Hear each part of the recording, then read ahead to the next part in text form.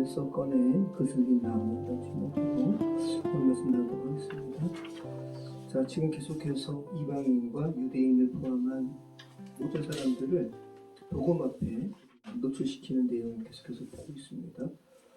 자, 1장 17절에 복음은 모든 믿는 사람을 구원하시는 하나님의 능력이라고 로마서 전체 주제를 딱 선포하고요. 그 이후에 그 복음의 능력이 어떤 건지 이해하지 못하는, 체감이 안 되는 이들에게 그 복음의 능력을 알려주기 위해서, 그죠? 이방인들 또 유대인들이 어떤 상태에 있는지 오늘 말씀까지 드러내는 거예요.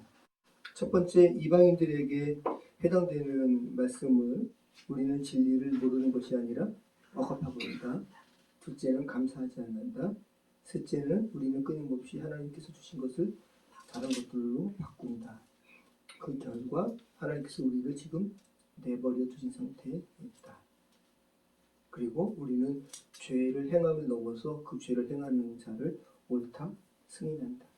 이게 우리의 실체라는 거예요.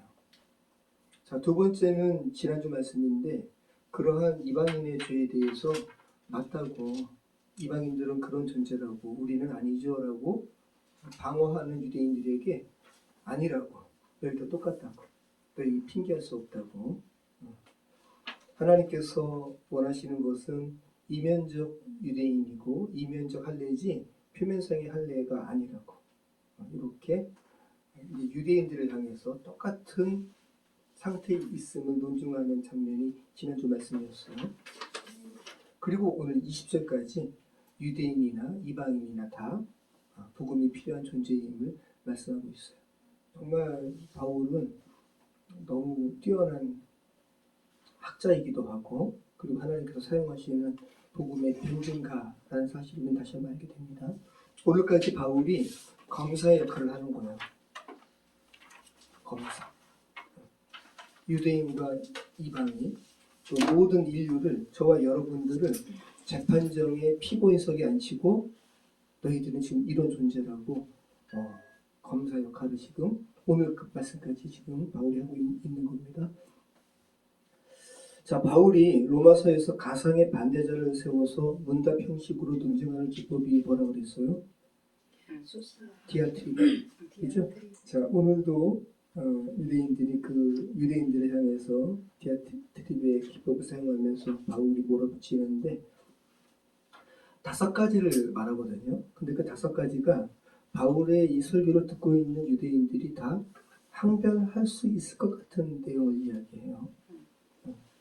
자, 바울이 표면적인 유대인의 할례가 아니라 이면적 할례, 그 마음의 할례의 중요성을 이야기할 때 정작 물리적인 육체적인 할례를 받은 유대인들의 마음에 어떤 마음이 들겠어요?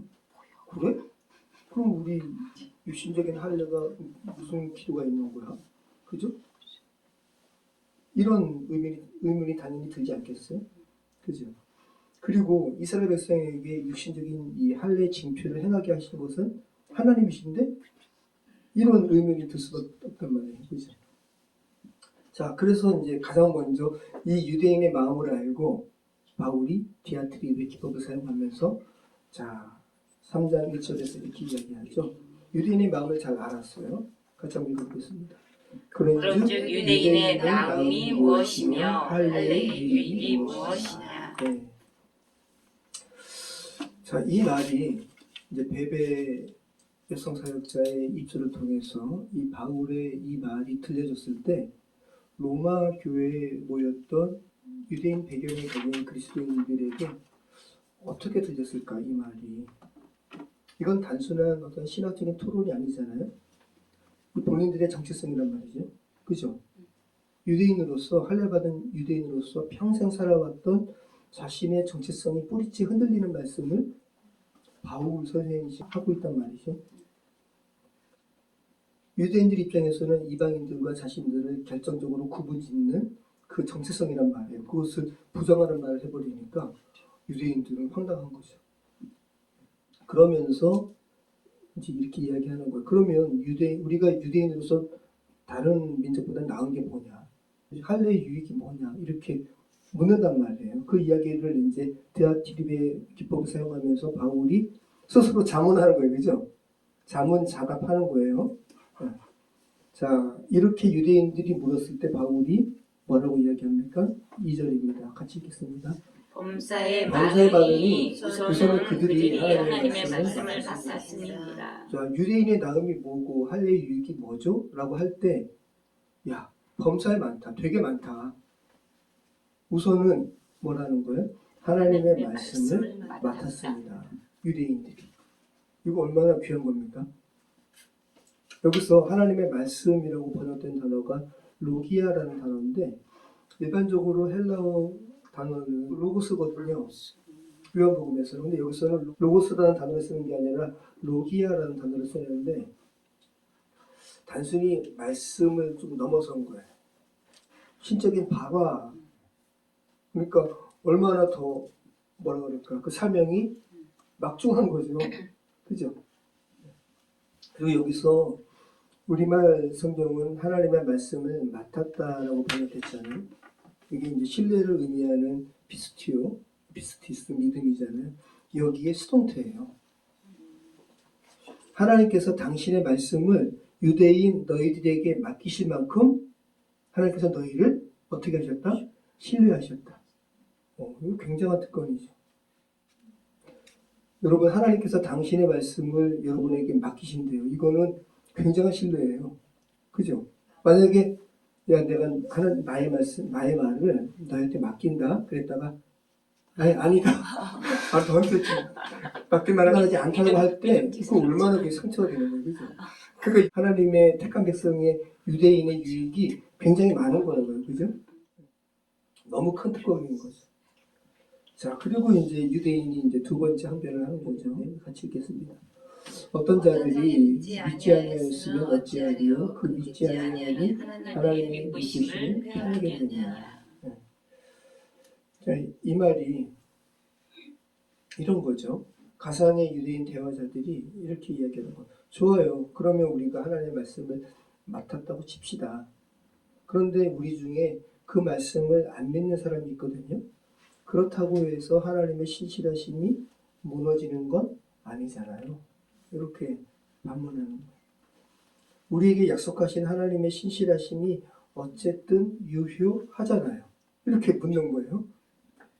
근데 이 물음의 이 뉘앙스가 뭐냐면 인간이 어떠한 잘못된 그죠? 하나님의 신실하심을 믿지 않는 그죠? 인간이 어떠한 부정적인 것을 변호받기 위해서 하나님의 신실하심을 지금 빗대서 이야기하고 있잖아요. 그러니까 바울이 뭐라 그래요? 자, 4절 말씀입니다. 같이 읽어보겠습니다. 그럴 수 없느니라. 사람은 다 거짓되되 오직 하나님은 참되시다 할지어다. 기록된 바 주께서 주의 말씀에 의롭다함을 얻으시고 판단받으실 때에 이기려 하심이라 함과 같으니라. 여기서 바울이 인간이 자신의 어떠한 이렇게 부정적인 것을 변호받기 위해서 하나님의 신실하심을 이렇게 연이어서 이렇게 연관지어서 이야기할 때 바울이 말하는 것은 굉장히 강한 부정이에요. 그럴 수 없느니라. 이것은 헬라어에서 굉장히 강력한 부정적인 표현인 거예요. 단순히 아니다가 아니라 결코 그런 일이 일어날 수 없다. 너희가 그런 말 하는 것조차가 말이 안 된다. 이런 말입니다. 여기서 지금 바울이 두 가지 결코 그럴 수 없다고 하면서 두 가지 성경 구조를 이용하고 있는 건데 첫 번째는 사람은 다 거짓되되라고 할 때 이 거짓되되가 시편 116편에 있는 건데 지금 읽질 않겠어요. 뭐냐면 인간의 어떠한 되게 극심한 고난 속에서 사람을 의지할 수 없음을 사람은 다 거짓말쟁이라고 그렇게 이야기하고 있단 말이에요. 그 다음에 두 번째 기록된 바 주께서 주의 말씀에 의롭다함을 얻으시고 판단받으실 때 이기려 하심이라 라는 이 말은 다윗의 고백이에요. 나의 죄악을 말같이 씻으시며 나의 죄를 깨끗이 제하소서. 물은 나는 내 죄가를 아오니 내 죄가 항상 내 앞에 있나이다. 내가 주께만 범죄하여 주의 목전에 악을 행하였사오니 주께서 말씀하실 때 의무시하고 주께서 심판하실 때 신전하시다 하리이다. 자, 요 뒷부분, 요 부분을 116편에 시편 116편에 사람은 다 거짓되다 이 말씀과 연이어서 하나님은 그런데 신실하시지 라고 지금 언급하고 있는 거예요. 자, 시편 51편에서 다윗이 자신과 밧세바의 동침의 사건에 대해서 우리가 지금 읽어봤지만 다윗이 핑계해요 안 해요? 안 하잖아요. 핑계 안 해요. 아 정말 맞습니다. 주님만 그냥 의로우실 뿐입니다라고 철저하게 자신이 얼마나 시편 116편의 말씀과 연관시킨다면 자신이 얼마나 거짓된 존재임을 다윗이 고백하죠. 핑계 안 해요. 그러니까 바울이 지금 이 시편 116편과 시편 51편 이 두 구절을 사용해가지고 바울이 로마서 3장에서 유대인들에게 말하는 것은 하나님은 자기 변명의 방패거리로 삼는 것은 말이 안 된다. 진짜로 하나님 앞에서 너희가 신실함을 너희가 유지하는 사람이라면 너희가 지금 하는 말 그거 자체가 궤변이라는 거예요. 그럴 수 없다고 지금 바울이 이야기하고 있는 거예요. 그러니까 이제 또 유대인들이 세 번째 항변을 해요. 그러나 우리 우리가 하나님의 의를 드러나게 하면 무슨 말이요? 내가 사람의 말하는 대로 말하느니 진노를 내리시는 하나님을 비하시냐? 결코 그렇지 아니하니라. 만일 그러면 하나님께서 어찌 세상을 심판하시리요? 그러나 나의 거짓말로 하나님의 참되심으로 풍성하여 그의 영광이 되었다면 어찌 내가 종처럼 심판을 받으리요? 또는 그러면 선을 이루기 위하여 악을 행하자 하지 않겠느냐? 어떤 이들이 이렇게 비방하여 우리가 이런 말을 한다고 하니 그들은 정죄받는 것이 마땅하니라. 자, 여러분 이 논리가 어디서 좀 우리가 흔히 하는 말이에요. 믿지 않는 사람들. 이게 인간이 만들어낼 수 있는 가장 교묘한 자기 정당화인데 와 이렇게 이야기하는 거죠. 그러나 나의 거짓말로 하나님의 참되심이 더 풍성하여 그의 영광이 되었다면 내가 죄악이 극심할수록 하나님의 은혜가 더 이렇게 빛을 발한다면 야 우리가 더 그냥 죄를 짓는 것도 괜찮지 않아? 이렇게 이야기하는 거거든요. 이게 얼마나 궤변이에요. 여러분 사람이 아니라 여러분 하나님은 저와 여러분이 어떠한 큰 죄를 짓더라도 하나님은 정말 수용하실 수 있는 하나님의 사랑이 크시죠, 그죠? 그게 믿음이거든요. 그런즉 의인은 믿음으로 말미암아 살리라가 뭐라 그랬죠? 하박국 말도 안 되는 상황 속에서 그러나 의인은 믿음으로 말미암아 살리라 한바 같으니라. 그러니까 자기 죄가 너무 커 보여가지고 하나님 앞에 못 나가요. 그런데 하나님께서 의인이라 칭하는 자는 그러한 자기 죄를 절감하고 있는 자. 그래서 결코 나는 정말 내 스스로도 용서하지 못하는 내 스스로도 정말 내가 이런 존재야? 자기도 그냥 부정할 수밖에 없는 자신을 넘어서서 하나님의 사랑이 얼마나 큰지 그 하나님 앞에 이렇게 나아갈 때 하나님은 그것을 의인으로 보신다고요. 그러니까 하나님은 진짜 동해바다에 그냥 얼마나 그 까만 그 새까만 그 점 하나가 그 점 자체는 완전히 그냥 부정할 수밖에 없는 그 존재이지만 근데 믿음을 가지고 그 동해바다 속으로 쓱 들어가 버리면 아무것도 아니죠. 이러한 태도를 가진 자를 의인이라고 여기신다고요. 근데 이거를 국회해가지고 하나님의 은혜가 이렇게 크시다면 그러면 내가 죄를 더 지을수록 하나님의 은혜가 더 빛을 발하는 거 아니야? 이렇게 말하는 게 궤변이라는 거죠. 근데 이렇게 실제로 말을 했다라는 거예요. 유대인들이 바울에게. 그래서 8절 뒷부분에 어떻게 이야기해요? 자, 8절 뒷부분이죠. 자, 이렇게 말하는 자들은 뭐 하는 것이 마땅하다? 정죄받는 것이 마땅하니라. 그렇게 말하는 것은 정말 말도 안 되는 거야. 너희는 하나님 앞에 그게 잘못됐다고 판단받아 마땅해. 라고 바울이 이야기하고 있어요. 여러분 지금 이 바울이 이게 2000년 동안 계속 이러한 논리가 여전히 계속 있죠. 지금도 있어요, 여러분. 이런 거 없어요? 하나님 어차피 용서하시는 분이시니까 우리가 죄를 지어도 괜찮아. 그죠? 아우, 신앙생활 젊어서부터 미리 하면 인생이 재미없어? 그죠? 막 살다가 좀 할 거 하고 다투리다가 죽기 전에 하나님 믿으면 돼. 이게 똑같은 논리거든요. 이게 궤변이라는 거. 근데 이게 진짜로 궤변인 게 뭐냐면 여기서 진리가 있잖아요. 하나님의 은혜는 크시다라는 거. 그죠? 진리는 있는데 그거를 비트는 거죠. 이게 창세기 3장에 그죠? 사단이 인간에게 유혹했던 것과 똑같은 거예요. 그죠? 참으로 동산에 있는 모든 신과를 먹지 말라고 하더냐. 먹지 말라고 한 거는 하나밖에 없었어요. 그죠? 먹지 말라고 한 건 있었는데 모든 나무는 아니에요. 자, 그리고 이제 구절로 가죠. 5번째 항변을 또 이제 하는 거예요. 자, 같이 읽어보겠습니다. 그러면 어떠하냐? 우리는 나오냐? 결코 아니라. 유대인이나 헬라인이나 다 죄 아래 있다고 우리가 이미 선언하였느니라. 자, 그러니까 이제 유대인들이 할 말이 없어요. 이게 그냥 이렇게 문자로 쓰니까 되게 이렇게 고상해 보이지만 한마디로 그래도 우리가 헬라인보단 낫죠? 그래도 우리는 이방인보단 낫죠라고 이렇게 억지 부리는 거예요. 좋습니다. 다 인정하겠습니다. 그래도 우리는 어쨌든 헬라인보다 더 나은 위치에 있는 거 아닙니까? 라고 물을 때 이제 바울이 이야기하는 거죠. 아니다. 헬라인이나 너희나 유대인이나 다 죄 아래에 있다고 내가 이미 선언했다. 하나님이 선언하신 거죠. 자, 여러분 이 5 항변을 가만히 보시면 점점 강도가 약해지고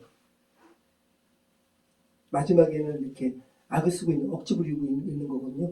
제일 처음에는 나름대로 정당해 보이는 질문이었어요. 그래도 하나님께서 우리에게 할례를 허락하신 거니까. 그러다가 나중에는 궤변까지. 그럼 하나님의 은혜를 극대화시키기 위해서 우리가 죄를 지을까요? 그것도 이제 바울의 말에 의해서 부정당하니까 그래도 우리는 이방보다 낫죠? 라고 이렇게 억지 부리는 점차 이렇게 수준이 이렇게 유치한 수준까지 이렇게 떨어지는 거죠. 자, 그러면서 이제 다 유대인이나 헬라인이나 죄 아래 있다고 그렇게 이야기한 다음에 이제 10절 말씀을 하고 있습니다. 우리 같이 읽겠습니다. 기록된 바 의인은 없나니 하나도 없으며 깨닫는 자도 없고 하나님을 찾는 자도 없고 다 치우쳐 함께 유익하게 되고 선을 행하는 자는 없나니 하나도 없도다. 그들의 목구멍은 열린 무덤이며 그 혀로는 수금을 일삼으며 그 입술에는 독사의 독이 있고 그 입에는 저주와 악독이 가득하고 그 발은 피 흘리는 빠르지라. 파멸과 고생이 그 길에 있어 평강의 길을 알지 못하고 그들의 눈앞에 하나님을 두려워하는 없느니라 같으니라. 이제 바울이 이제 최종적으로 유대인과 이방인 이렇게 다 이렇게 묶어가지고 이제 죄 아래 할 말 없게끔 지금 만들고 있는데 자기 말로 그런 논리를 펼치는 게 아니라 다 성경 말씀을 인용한 거예요. 다 구약 말씀을 바울이 인용하면서 그들의 말을 반박하는 거예요. 바울 자신의 생각으로 반박하는 게 아니라, 그죠? 말씀 가지고 반박하니까 유대인들이 할 말이 없는 거죠. 그런데 그 인용 순서를 가만히 보면 순서가 있어요. 처음에는 인간의 전체 상태를 선언하죠. 의인은 없나니 하나도 없다. 하나님을 찾는 자도 없다. 그 다음부터는 인간의 그 타락상을 신체의 부위대로 이렇게 훑어 내려가요. 목구멍, 그 다음에 혀, 입술, 입, 그 다음에 발, 그 다음에 눈. 여러분 이게 바울이 그냥 쓴 게 아니라고요? 그냥 인용한 게 아니라고요? 이게 지금 말하는 게 뭐예요? 제일 처음에 인간 너희들은 다 죄로 오염됐어 라고 하면서, 그죠? 인간의 어떤 기관, 신체 기관이 하나같이 다 썩었다. 하나같이 다 오염됐다고 인간의 기반을 소재로 한 말씀을 들어가지고 이렇게 말씀하고 있다라는 거죠. 자, 그런데 이 인용 순서에 가장 많이 뭐 비슷해 보이는데라고 등장되는 게 뭐죠? 입과 관련된 거죠. 목구멍, 그다음에 혀, 입술, 입, 다 입이에요. 입. 결국은 뭐예요? 말과 관련된 거. 자, 19절 말씀을 미리 보시면, 자, 19절 말씀 미리 보세요. 한번 읽어보겠습니다. 우리가 알거니와 너를 율법이 말하는 바는 율법 아래에 있는 자들에게 말하는 것이니 이는 모든 입을 막고 온 세상으로 하나님의 심판하에 있게 하려 합니다. 그러므로 율법의 행위로 그의 앞에 이롭다 하시는 우리 주가 온전히 율법으로는 죄를 깨달으리라. 자, 바울이 이렇게 논증하는 그 목적이 뭐냐 하면 모든 입을 바울이 야, 너희가 이렇게 전적으로 타락한 존재야. 그러면서 말씀 가지고 하나하나 다 이렇게 그죠? 그 타락한 존재임을 이렇게 논증했잖아요. 그죠? 근데 하나같이 마지막에는 말과 관련된, 입술과 관련된 그런 거예요. 지금 바울이 정말로 여러분 우리가 아이들하고 이렇게 여러분의 자녀를 막 이렇게 할 때 여러분의 화가 막 이렇게 돋궈지는 거는 왜 그래요? 애들이 말을 멈추지 않고 계속 항변할 때, 우길 때, 그죠? 근데 우리 인간이 하나님 앞에서 마찬가지라는 거예요. 지금 유대인이 지금 바울이 디아트립의 이 기법을 사용해서 유대인의 항변을 계속 하는 것은 이게 뭐예요? 하나님 앞에 난 죄 없어요, 죄 없어요, 죄 없어요. 계속 이렇게 입을 여는 거 아니에요, 그죠? 근데 그 결국은 바울이 이렇게 논증하는 그 결국은 입을 막아버려요. 이렇게 입이 막힐 때, 아, 그러네요. 정말 유대인 입장에서는, 아, 헬라인이면 우리가 다 똑같이 하나님 앞에 우리가 죄인이네요. 할 말 없습니다. 또, 헬라인도, 그죠? 아, 이제는 유대인의 특권은 다 사라졌고, 아, 우리 이방인들에게 하나님의 은혜가 미치지라고 스스로 자부할 수 있는 부분도 아니군요. 헬라인이나 유대인이나 우리도 다 하나님의 죄 아래 있군요. 라고 하면서 할 말을 할 수가 없는 거예요. 입이 다 막혔을 때 비로소 다음 주 21절 말씀이죠. 그런즉 이제는 한 의가 나타났으니라고 하면서 하나님의 의, 하나님의 변호가 비로소 선포되는 거예요.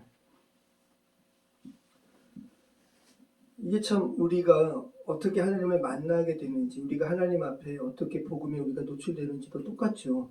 우리가 자기 의가 자고한 채 기세 등등하게 살아가면 하나님의 복음이 들리겠어요? 안 들리죠. 철저하게 정말 하나님 앞에 좀 침묵할 수밖에 없습니다. 라고 할 때 그때 복음이 들리는 거예요. 똑같죠. 이게 바울의 천재성이라는 거예요. 그는 자신의 이 복음을 논증하기 위해서 청중을, 그죠? 유대인과 이방인 그리스도인들을 어떤 상태에 몰아가야 하는지를 바울은 정확하게 알고 있었어요. 그걸 위해서 구약 말씀을 들어서 하나하나 이렇게 논증하고 있다는 거. 그러면서 20절에서 결정타가 오잖아요. 자, 같이 한번 읽어보겠습니다. 그러므로 율법의 행위로 그의 앞에 이롭다 하시며 우리 지체가 없나니 율법으로는 죄를 깨닫게 하느냐. 자, 여기서 이게 죄를 깨달음이라고 번역된 단어가 에피그노시스 하마르티아거든요. 하마르티아가 죄예요, 죄. 근데 에피그노시스는 그노시스가 이렇게 지식인데 인식하는 건데 거기에 에피가 들어가면 단순히 그냥 인식하는 게 아니라 깊이 인식하는 거. 그러니까 율법이 있는 이유는 뭐냐 하면 인간 한 사람 한 사람이 자기의 죄를 깊이 인식시키게 하기 위해서 율법이 존재하는 거예요. 율법을 지킬 수 있는 분은 예수님밖에 없어요. 어떤 존재도 율법으로 의롭다함을 얻을 수가 없어요. 율법을 다 지키면 의로워져요. 근데 어떤 인간도 율법을 지킬 수가 없어요. 그러니까 이 율법은 인간으로 하여금 의로 향해 나가긴 하죠. 왜? 죄를 깨닫게 하니까. 그죠? 죄를 깨닫게 하는 도구가 율법이라는 거.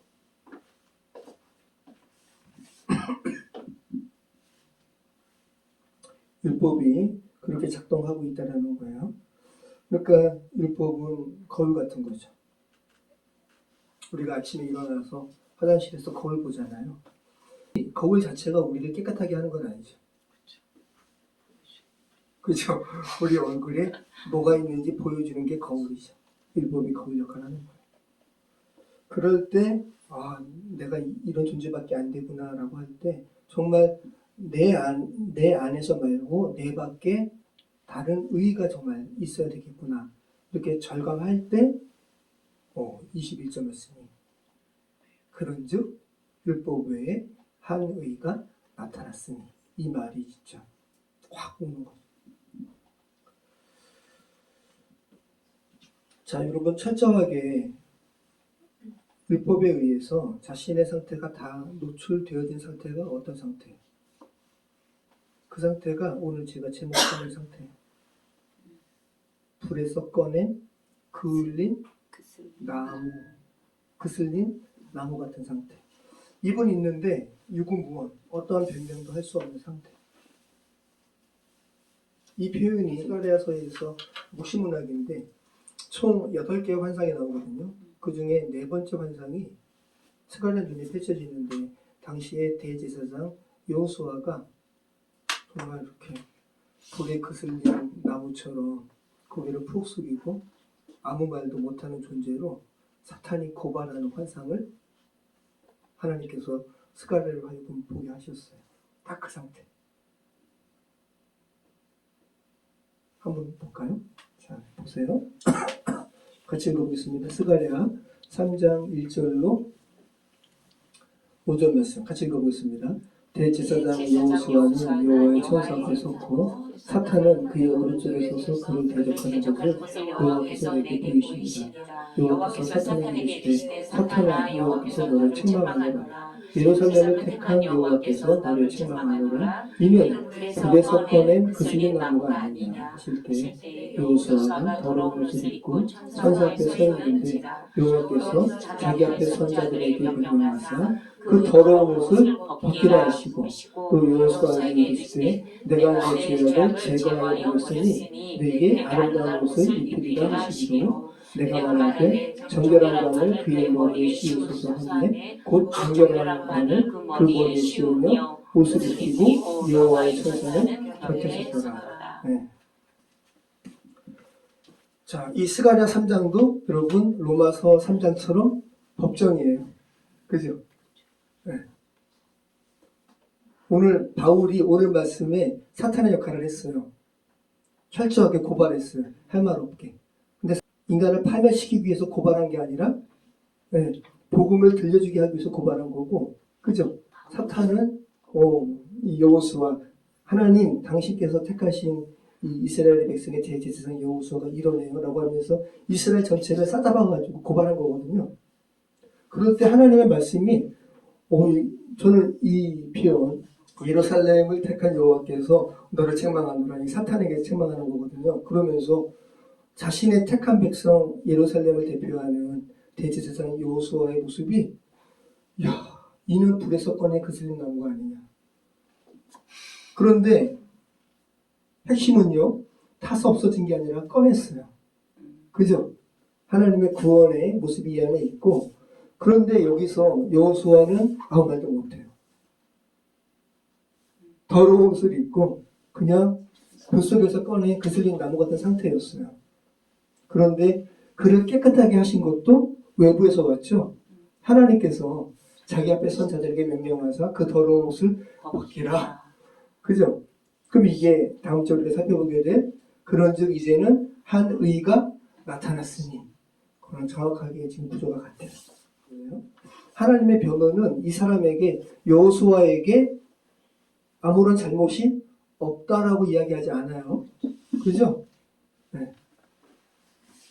그는 그런데 불에 그슬린 자라고 이야기하고 그러니까 하나님께서 이 표현 자체가 되게 이렇게 좀 안타까운 마음이 느껴지세요? 이는 우리의 모습이에요. 철저하게 죄 앞에 노출돼가지고 정말 하나님 앞에 바들바들 아무 말도 못하는 상태. 이것을 사탄은 우리의 파멸로 이끌지만 하나님께서는 이 같은 상태에 이르렀을 때 비로소 하나님의 복음이 우리에게 들려짐을 알고 계세요. 그래서 바울을 사용하신 거예요. 바울이 로마서 3장 20절까지 말씀을 통해서 우리를, 저와 여러분을 이 자리까지 끌고 가시는 거예요. 자, 여러분 오늘 말씀과 똑같습니다. 여호수아 대제사장이 입을 열어서 말하는 게 있어요, 없어요? 없어요. 여호수아 대제사장은 그냥 들리는 것뿐이에요. 어떤 말이 들려요? 사탄이 자기를 고발하는 말. 그 말에 대해서 여호수아는 아무 말도 못해. 그죠? 그리고 또 한 말씀이 들려요. 하나님께서 사탄을 책망하시는 말. 그리고 그를 깨끗게 옷을 입히라 말씀하시는 하나님의 음성만 들릴 뿐이죠. 만약에 여호수아가 자고 해가지고 입을 열어가지고 항변했다면 하나님의 이 말씀이 들렸을까요? 안 들리죠. 저와 여러분도 마찬가지. 그죠? 또 바울이 끌고 가는 유대인과 헬라인도 마찬가지. 비로소 아무 말 할 수 없는 입이 진짜 막혀가지고 그렇습니다 하나님, 제가 이런 존재입니다, 이런 존재입니다, 이런 존재입니다 라고 아무 말도 할 수 없을 때 비로소 우리를 살리는 하나님의 복음의 말씀이 들린다는 것, 이런 기억하시기 바랍니다. 하나님께서 계속해서 오늘까지 이제 3주 연속으로 우리의 실체가 어떤 상태인지 바울의 입술을 들어서 우리를 고발하는 그런 말씀을 살펴봤습니다. 계속해서 이 로마서 말씀에 여러분을 이렇게 묵지시키셔서 복음의 내용을 전달하시는 우리 사역이 되었으면 좋겠습니다. 기도하겠습니다. 참 좋으신 하나님 감사합니다. 주님께서 바울이라는 한 사람을 주께서 왜 택하셨는지, 또 왜 기독교의 복음을 바울로 인해서 해석하게 하시고 또 이렇게 조직화하게 하셔서 오늘날 저희에게 전하셨는지 다시 한번 로마서 말씀을 통해서 알게 하시면 감사합니다. 아버지 하나님, 로마서 말씀이 저희를 끌고 가는 데까지 저희가 온전히 주의 말씀을 잘 반응할 수 있도록 저희가 부드러운 그 마음의 상태가 되어서 아버지 주의 복음을 더 깊게 수용할 수 있도록 인도해 주시옵소서. 예수 그리스도 이름으로 기도합니다. 아멘.